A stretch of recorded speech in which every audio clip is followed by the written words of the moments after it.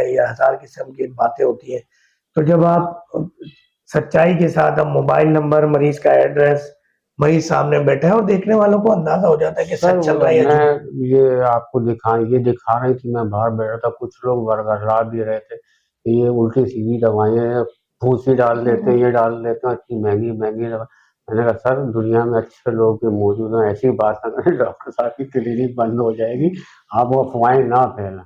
ये किसने बोली ये ये बात? बाहर कुछ 2 पेशेंट आपके पास आए थे, वो इस किस्म की बातें कर रहे नहीं तो उनको आपने बताया नहीं कि शुगर खत्म हो गई? हैं। ये आप सर ये तो आज खत्म हुई, वो जब मैं फर्स्ट टाइम आया था उस वक्त ये वो बात ये असल में होता ये है कि हदीस शरीफ के मफहूम में है कि किसी के झूठा होने के लिए इतना ही काफी है कि किसी सुनी सुनाई बात को बिना तहकीक के आगे बयान कर रहे हैं। जी हाँ, बिल्कुल बिल्कुल। अब एक बंदे ने आजमाया नहीं, अब आप उनकी बातों में आ जाते हैं। ऐसे बहुत से लोग हैं वो कहते हैं कि यार हर्बल दवा डालें। नहीं, एक बात मैं कह रहा हूँ कि कोई